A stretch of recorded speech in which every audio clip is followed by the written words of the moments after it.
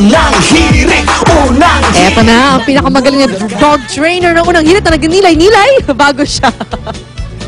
Bago ang ating exhibition. Hindi po siya ang dadaan sa ring, kundi si Red. Okay, Red? Ready? Go! Okay, go! Go, Red! Go! Yan. Oh, diba? Kaya niya yan? Yay! Oh, dudes, gano'ng katagal ka train ni Red? Kung madaling turuan yan, mas madali ako i-train. Oh, of course. Oo. Ayan. Nakita mo na proud yung aso I yan. love it. Pwede mo siya iuwi. No, parang pinakikita lang natin na marami tayong magagawa this summer with our pets eh. Yung mga Actually. bonding activities. Oo nga, pero bawal lang manilip, no? Ito marami activities mo pwede sa mga amot, aso. Panoorin natin. Don't look at me. Don't look under the skirt. Ngayong bakasyon, gawing worthwhile ang bonding time with your favorite furry friend. Dahil ang simpleng dog tricks ay maaaring maging beneficial hindi lang sa ating pets, kundi pati rin sa mga dog owner.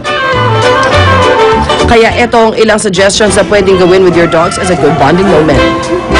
Isa sa nausong dog sport ngayon ang nose work. Ito ay isang activity kung saan pwedeng ma-enhance ang sense of smell ng alagang aso. Sa pamamagitan ng isang distinctive scent, mahanap na ni Bantay ang nakatagong pagkain sa loob ng isang kahon. Magandang exercise to, pwedeng gawin sa loob ng bahay, malaki o maliit na lugar. Magandang exercise din to para sa mga asong handicap, matanda. Bukod sa pagkakaroon ng matalas na pang-amoy, good mental exercise din ang nose work activity. Maaari ding subukan ng mga dog owner ang clicker training. Ang activity na ito ay ginagamitan ng clicker, isang instrumento na lumilikha ng clicking sound. Sa pamamagitan nito, malalaman ng inyong alagang aso na tama ang kanilang ginawa ayon sa inyong iniutos. Use it as a camera to take a picture of the behavior that you want. Walang pinipiling laki o breed ang ganitong activity. Ilan sa mga pwedeng gawin ng inyong alaga ay ang pagsasara ng pinto, handstand, paggawa ng bubble sa isang water basin, at pagbabalanse sa katawan ng kanyang owner. Reward-based tayo sa clicker.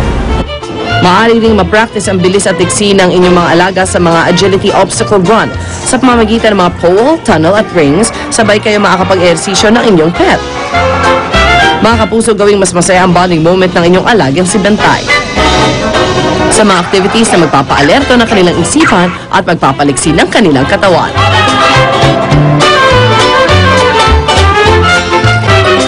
Unang hirit, ang saya-saya. Sa unang hirit, unang hirit, unang hirit. Mangungulog ka. Hindi na kailangan ng Sa pagising sa umaga. Salamat sa pagtambay. Sana para magko-concert tayo. Oo nga. Mag-hit tayo. Tita Cor. Kanina birthday? Happy birthday! Salamat sa masarap na chicken. Oo nga. Happy birthday, happy birthday. Happy birthday, Ryan Kita tayo Santos. bukas ha. Dito lang sa Unang Hirit, ang saya-saya. Sa unang hirit, unang hirit, unang hirit. Mangungulog ka. Unang hirit, unang ka. Bangitang Ang programang ito ay